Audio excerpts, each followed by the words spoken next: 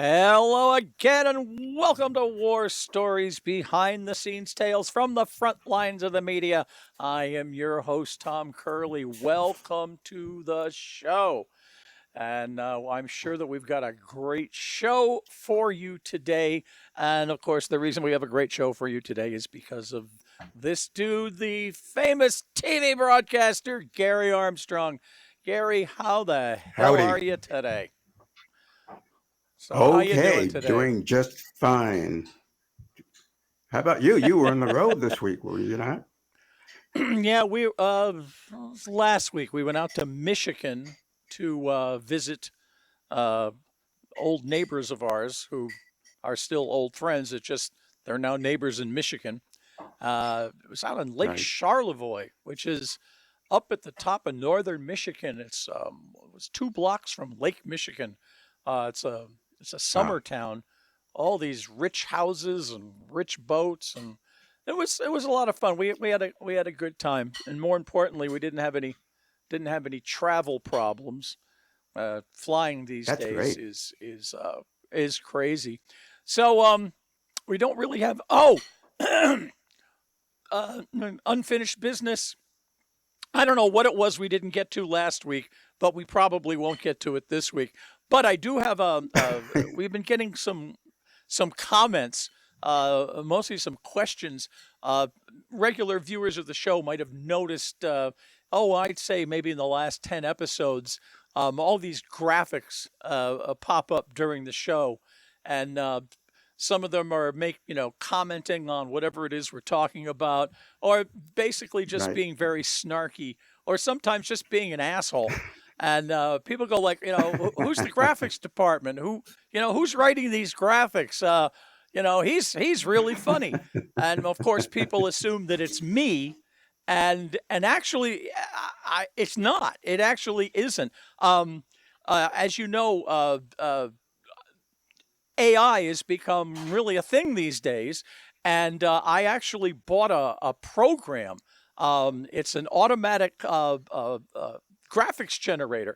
It's called a Chiron-O-Matic 2000 instantaneous graphics generator, and it's I sort love of that. like. And apparently, I know, and apparently, it's like it's a. I think it's an AI, sort of like Chat GPT or Siri or Alexa or Google HomePod.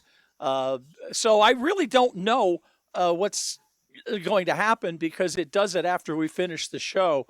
So Right. if anything it says offends you, it's not my fault unless it makes you laugh, and then Not well, to the contrary. I've no. been finding them really funny, and I've been thinking, oh, here's one more thing that Tom is doing that's really amazing. I think if they definitely add a funny element to the show, and usually they're dead on. When we were doing some enchanted evening, and that kept popping up. Some enchanted evening. But the graphics at the bottom, they would just. I thought Mr. Curley had another department to offer. Yeah. Well, You could just I take would love to credit. take credit. Yeah, I guess I could. Now, here's what I don't get.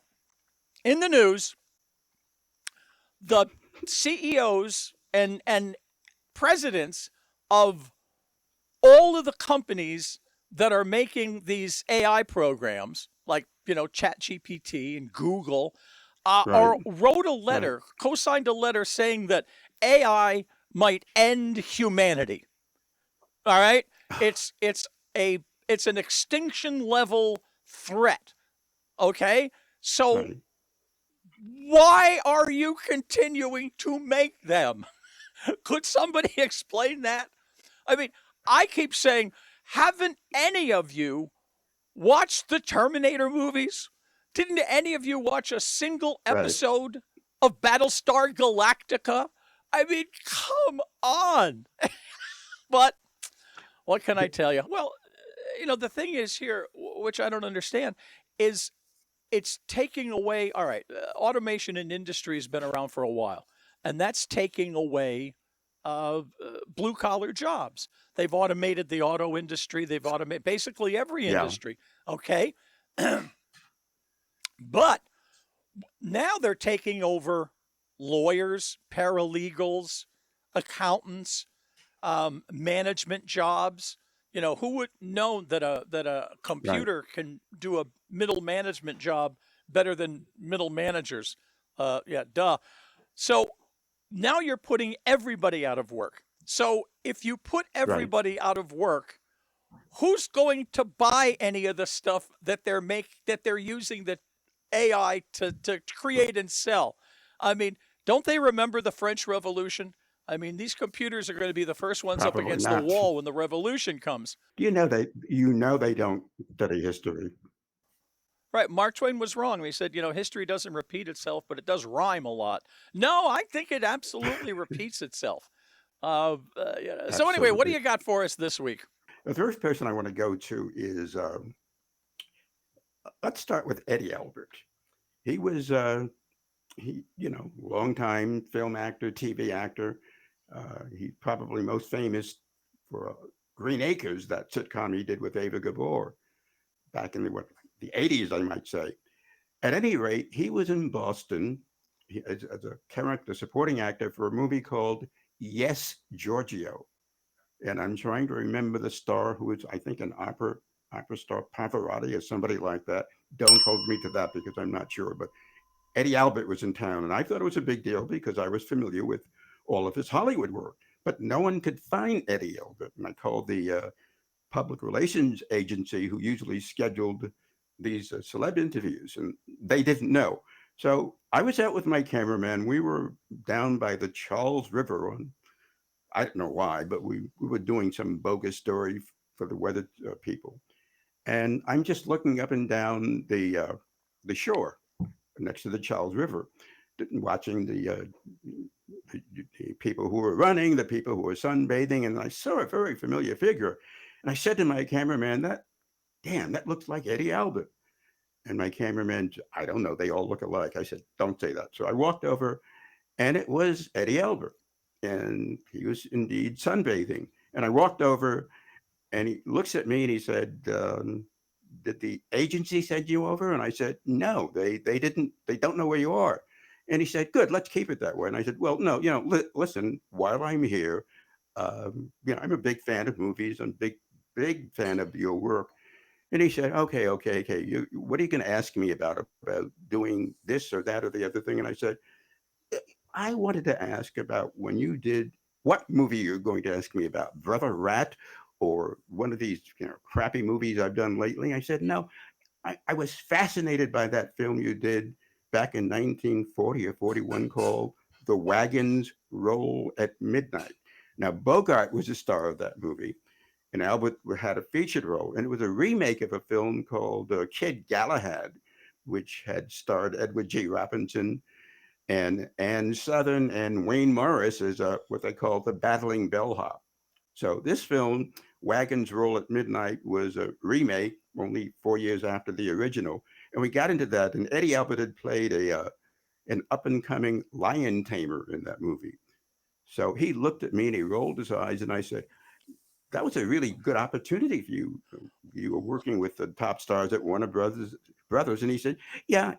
They kept casting me as a hayseed, as a nice guy who couldn't think." And I said, "Well, how did it go when you were fighting the lions?" And he said, "Say what?" I said, "How did it go when you were fighting the lions?" And he said, "Oh man, they doubled me for that." And I said, "Oh, I thought you did that because you're in such fine form." And he said, "Wait a minute. I don't like how this is going. I don't think we're going to do an interview." And I said, "Wait a minute. This is gold for me, and you're going to love it. I'm going to make you big in this town." And he started saying, "Oh, how are you going to do that?" And I said, "Trust me, I do a lot of these interviews." And he said, look, young man, the only way we'll do an interview," and now he's showing me how well built he is and how much in shape he is. And he says, "We'll do the interview if you can give me, let's say," and I'm looking at my cameraman, I'm smiling because I have a sense of where this is going to go. What's your name again?" And I said, "Garry Armstrong." And he said, "Garry, if you can give me 50 push ups right now, if you can give me 50, I think I will think about doing it." And I said, "Okay, you're on." Now I had my sports jacket on and I was dressed properly to do a TV piece. and he just had his bathing suit on, and you could see his muscles, and he must have been in his 50s at this point, but he really looked good. So I said, listen, let me just take my jacket off. I don't want to rip it. He said, okay, we'll give you that. So I took the jacket off and I knocked off 50 push-ups, no problems. And he looked at me and he said, I'm impressed. And I said, well, you should be. I'm a Marine. He said, what? I said, yeah, I was a Marine right out of high school. He said, really? And I said, yeah. And I said, now it's your turn to give me 50. And he said, wait a minute. No. I said, you set this up. You started it. Now you do 50, and then you're going to be mic'd up and we'll do the interview. So he starts doing push-ups and he gets past 20 and you can see he's beginning to labor. And I was smiling and he looked up at me and I said, it could go to 60. And he said, but if you make it any more, we won't do the interview. And I said, are you wimping out on me? Do you want it to get around that Eddie Albert is a wimp? He really doesn't have this athletic ability. And he said, oh, damn it. All right. So he finished doing the push-ups and he's drying off and getting himself ready. And while he was doing that, I put my jacket back on and I did 20 touch toes. That's where you bend over, keeping your legs straight and you top your toes. And I just whizzed through 1 through 20 and I made sure I didn't breathe heavily. And I prepped myself back up and I stood with a smile on my face and I straightened my tie and I said, okay, Eddie, are you ready to go? And he said, where do they find people like you? And I said, don't worry about that. Now tell me, Eddie, what's it like to make movies like The Wagons Roll at Midnight? And then he's whispered, God damn it, he did it again. And he lapsed into the interview and it turned out to be funny. It just turned out to be funny. And then he segued without any question for me. He said, one of the films I really had so much fun with was doing Oklahoma. And I said, I enjoyed you in that. So did they double your voice? He said, what do you mean, did they double my voice? I have a fine singing voice. So I said, well, give me an example. So I looked at my cameraman and I wondered whether or not we were going to hear, which song. But no, it wasn't that song. He starts in doing Oklahoma. Oh, what a beautiful morning. Oh, what a beautiful day. And I put my hand up after about 20 seconds and he said, you got enough? I said, yeah, it's fine. But you're not Gordon McRae. Oh, what a beautiful morning. And his eyes got bigger and I said, settle down. You're pretty good. And he said, oh, what a beauty. I said, no, we have enough. What is it like having been the up and coming young bit player, the nice guy, the kid next door for all of these years? You've been doing this since 1930 something, and this is now 1982. You've been doing this same role. You've been milking that same thing. And he said, well, you're wrong. I said, oh, you want to talk about Attack, which was a really dark World War II movie that he did, and he was excellent in that. And he said, did you see Attack? And I said, yeah. And I said, you were pretty good in that. You showed people that you can be something behind a green young hayseed. I really believed you as that nasty CEO. It made me think of people that I met when I was in the Marine Corps. And he beamed and he said, I knew I had it. I really like you, Mr. Armstrong. Make it Garry. I was a private, by the way. And he said, well, I was a sergeant. I said, what? Whose army were you in? And he said, our army. No, I meant, which branch were you in? And he said, well, I went in the Coast Guard. And I said, well, the Coast Guard's fine, but it's not the Marine Corps. And I gave him a salute. And then he uttered me those two words that you still can't use on TV. The first word begins with F and it ends with K. And the second word is you. And I said, well, the same to you, Eddie. And now he's laughing and people are gathering around and they're wondering, what's going on. And the cameraman looked at me and I said, yeah. And he knew what to do. As I started to say what I'm about to say, he started to pan to the crowd. And as I saw him panning, I said, ladies and gentlemen, right before you, this is the father of Eddie Albert Jr. Give him a wave of applause. And they gave him a big applause. And he looked at me and he said, you're kind of weird, aren't you? And I said, yeah, we've wrapped the interview also. And he said, but I didn't. I said, we're going to just do cutaways now, okay? So we did the cutaways, and the cameraman was packing up the gear, and he walks over to me and he said, "You know, I was last night. I was checking out the local stations, and I watched the one that has all the people who really do the news well. He wasn't talking about my station." And he said, "And the other station?" I said, "No, I don't work there." And then I had the third station that had these RKO General commercials, and then these wacky news reports. And I think I saw you last night. You were talking to animals or something. Oh, I said that was me. That's my forte, among other things. And he said, "But why do they hire people like you? You don't really make sense." But people watch. And he said, "Okay, fine, fine. I trust that we're done with this work here." I said, "Yeah, yeah, yeah." And listen, when you get back to Hollywood, remember what we've done here today. And he said, "What do you mean?" I said, "Try to do 50 push-ups before you utter your first line when you walk on the set." And he said, "You know what?" I said, "What?" He said, "Bogey told me the same thing." That's a wrap. And that's what I said to Eddie Wow. Elbert. Wow. Wow. Ellen, my wife, says, you should come up with themes, when we try to do these shows, like I've got a story that sort of matches yours. And I said, no, it doesn't work. Yeah, But I must yeah, admit, there is a theme that sort of runs through all of our stories, which is that we're talking about people that a vast majority of the populace, mostly younger people, have no idea who or what we're talking right. about. So a lot of it is not Exactly. just telling the story, but also explaining who the hell these people were. Now, Eddie Albert, for instance, uh, I mostly remember, Green Acres, but I also remember Eddie Green Albert Acres. as Yeah. one of the zillion stars in one of my favorite movies, The Longest Day, which was also Oh, the yes. longest Yes. movie. And the thing that's always cracked me up about that movie, and I've watched it a zillion times, is that it proves beyond a shadow of a doubt why we, America, won the war and why Germany had no chance of ever winning World War II. And that is because we had all of Hollywood on D-Day. And who did they have? Right. All right, Right. and there's a famous scene. There's a famous scene. I love it. I'll even try to find it. Just before the invasion, there's a lone German soldier in a pillbox looking out over the Atlantic, and he's got his binoculars, right? And he's looking out, and there's just the horizon, and then all of a sudden, 5,000 little black dots appear. It's the invasion force. Right. And he frantically Right. calls the German command, they're invading, they're invading. Now, what I wanted to do was the guy in the other end goes, this is impossible. And then he looks through the binoculars and he sees John Wayne. They have John Wayne. And he looks again, and Eddie Albert. Oh my God, and Sean Connery. What? They cannot have Sean Connery, yes. And they also have red buttons. Oh, and Eddie Albert. And he would be one of the, and you would just Right. go to all the people. I mean, everybody, name an actor who wasn't on the beach at D-Day. And They who did had they have? They almost had the everyone guy, in there.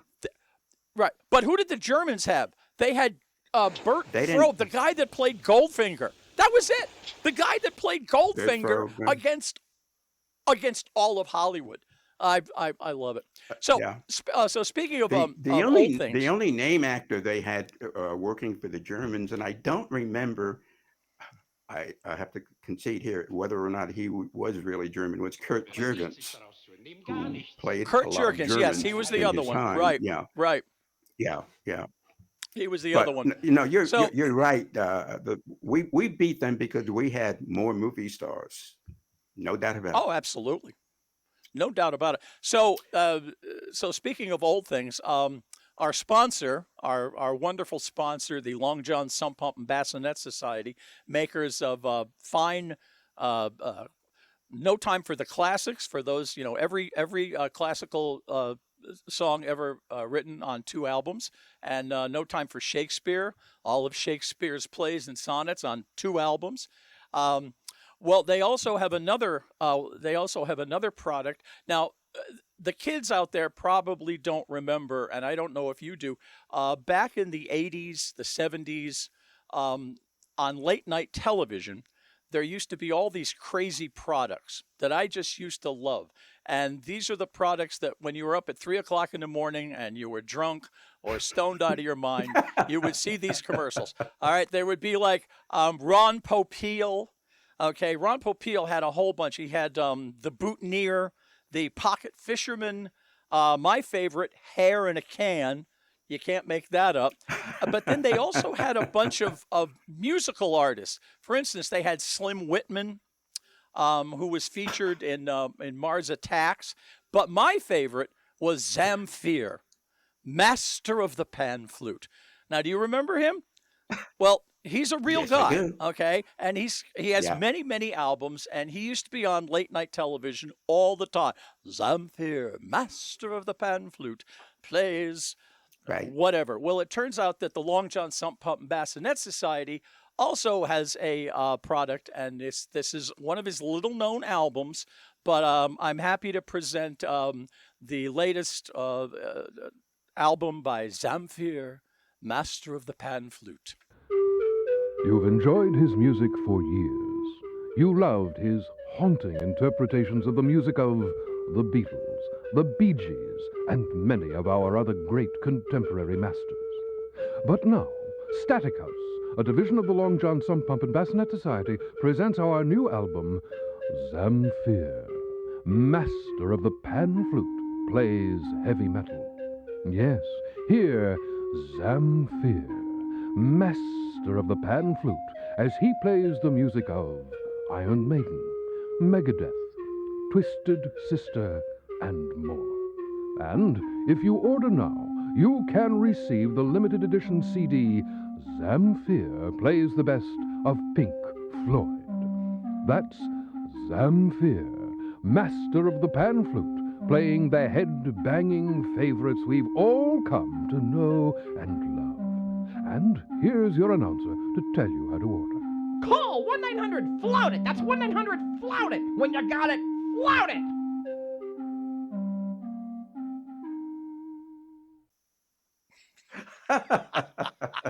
I love it. That No, reminds please- me of no, the Columbia once a month from Columbia Records. Just Once a order month it. from Columbia Records. Yes, oh, absolutely. And it turns out I think Zamfir is still alive, and so please don't sue us. We're just having fun. Okay. We're really becoming So- elite now. I think we're moving up in status with our commercials. Oh yeah. Oh yeah. That just Well, shows you. we're on our way to a mil- The talent will We're on our way to- play out in the end. will talent will or It's a great thing. something will play out in the end. And speaking of playing out, yeah, we did it again. I know Oh, you had wow, another we really got- funny story to get to. Yeah, we only got one in Well- this week. Hey, so you'll just have to stay tuned next week.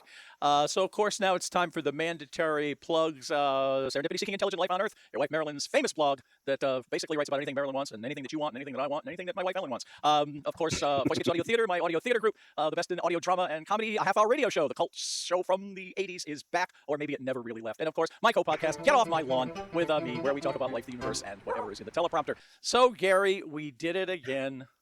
I don't My figure goodness. out how we managed to pull this off every Well, time. blame it on Eddie Albert. But anyway, blame it on Eddie Albert. And remember, if we ever go to war again, I hope we have enough stars to win the war. So until then, see ya.